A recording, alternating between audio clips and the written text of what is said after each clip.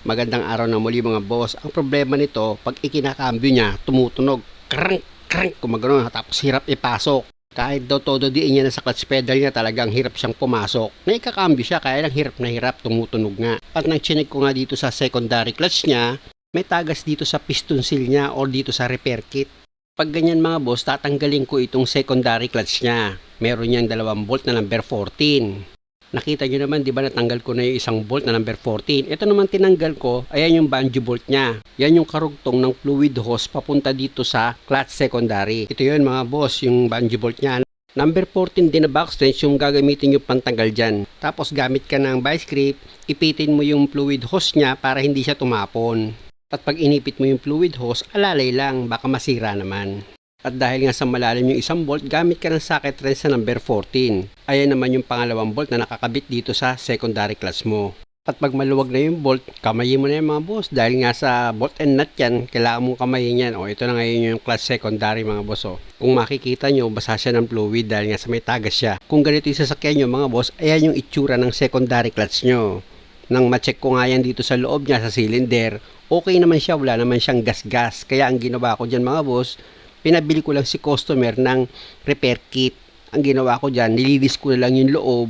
Gumamit ako ng pinakapinong liha niya, pero hindi para kuskusing maigi, para matanggal lang yung kalawang na kumapit. Yun lang ang purpose kaya ko siya niliha. At syempre naman, higit sa lahat, para malinis. O ito na ngayon yung bagong repair kit na nabili ni customer. Ilalagay ko na yan dito sa cylinder. Pag ganyan mga boss, basahin nyo muna ng clutch fluid itong loob ng cylinder bago nyo ilagay itong bagong repair kit para hindi siya magasgas. At higit sa lahat, pag inilalagay nyo itong repair kit, dapat alalay lang, hindi yung prepare sa inyo agad. Ang ibig kong sabihin, dapat nakasentro para sigurado kayo na hindi ba damage yung piston pati yung seal. Tapos dito naman tayo sa piston boot niya at dito sa push rod, ilagay nyo na yan mga boss. Pag bago kasi medyo matigas talaga, ganyan talaga yan. Mahigpit talaga siya. Siyempre para hindi makapasok yung dumi, pati yung tubig. Tapos ilagay mo na dito yan sa secondary clutch mo, iayos mo maigi yung pagkakalagay mo ng boot. Gaya nga ng sinabi ko, dapat maayos yung pagkakalapat niyan. Pag nahirapan ka, gumamit ka ng manipis sa flat screw, ingatan mo lang wag mabutas itong piston boot mo mga bossing. At pag okay na, pwede mo nang ibalik yan sa dati niyang posisyon. Unahin mong ilagay yung bolt na number 14 mga boss, yung unang-una mong tinanggal. Ayun ang sikreto dyan para hindi ka mahirapang magsentro. Kasi ayan lang yan mga boss, itutusok mo lang itong bolt dito sa bracket niya. Tapos itong push rod, itatapat mo dito sa fork. Itong nakalagay kasi na bolt dito mga boss, bolt and nut yan. Kumbaga sa paghigpit na gagawin mo dyan is 2 tools ang gagamitin mo, kontrahan.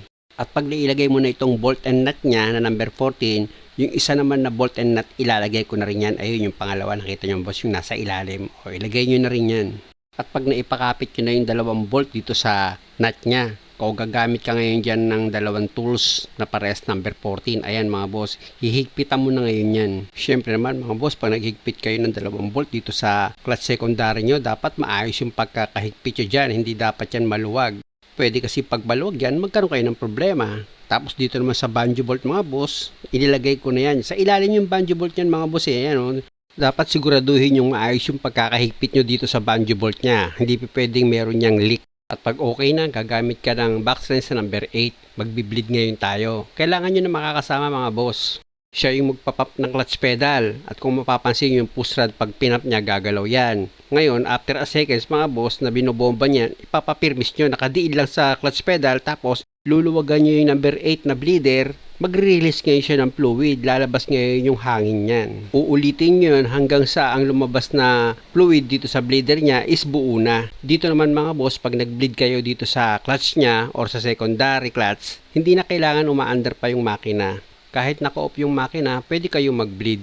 At pag wala na siyang hangin, ibig kong sabihin, buo na yung fluid na lumalabas. Makikita mo naman sa push rod tingnan nyo yung push rod niya, malakas na siya tumulak. Ibig sabihin yan mga boss, wala nang hangin yan.